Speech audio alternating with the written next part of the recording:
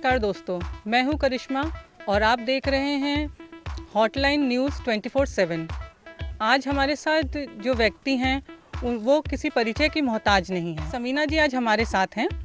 समीना जी एक एनजीओ चलाती हैं और इन्होंने कोरोना के समय में भारत में कई बच्चों का, कई परिवारों का भरण पोषण किया, कई लोगों की ज़िंदगियां बचाई। आज हम उनसे जानेंगे कि उनको ये मोटिवेशन कहाँ से मिली और उनके संस्था के विषय में थोड़ा जानकारी लेने की कोशिश करेंगे। नमस्कार। नमस्कार, अस्सलाम वालेकुम, गुड आफ्टरनून।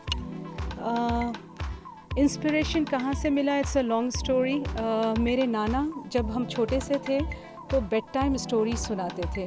तो वो बेड टाइम स्टोरीज़ ऐसे होते थे, मैं एक हदीस का रेफरेंस दूंगी जो बड़े होकर हमको पता चला कि हदीस है। हदीस कहते हैं प्रॉफिट मोहम्मद सल्लल्लाहु अलैहि वसल्लम की सेइंग्स को। तो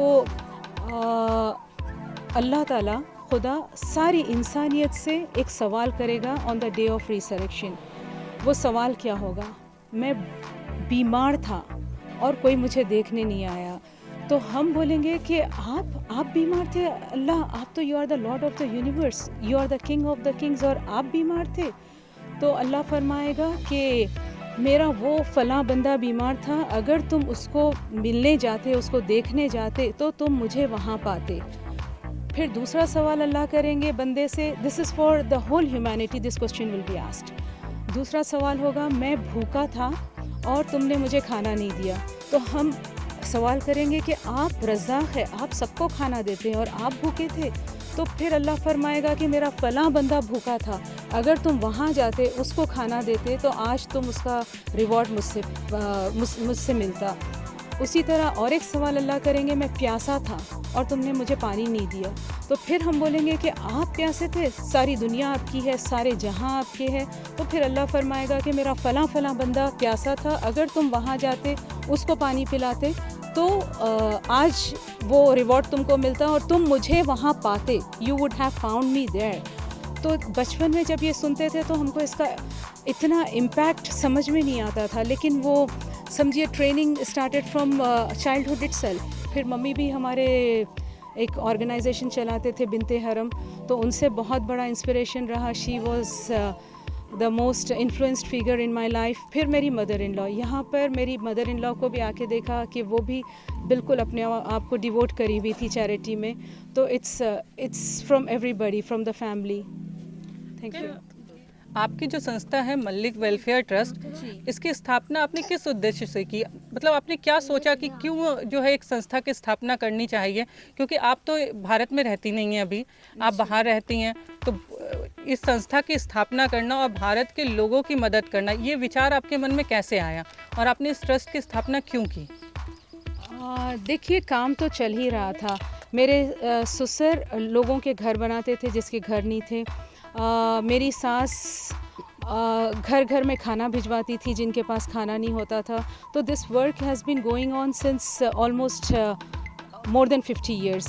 फिर मेरे देवर टेक ओवर करे, वो अच्छी तरीके से चला रहे थे, लेकिन जब मैं आती थी जाती थी तो I used to be the part of it and financially we used to always support them. लेकिन मेरे सास के गुज़र जाने के बाद देयर वाज अ वैक्यूम।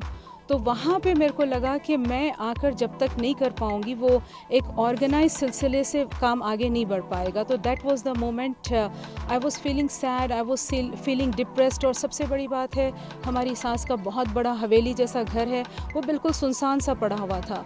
तो फिर यही ख्याल आया कि यहाँ पर अगर मैं शुरू करूँ तो द पीपल इन नीड, और एक चल रहा था, तो समझो एक चलती हुई चीज़ को मैंने एक शेप दिया है।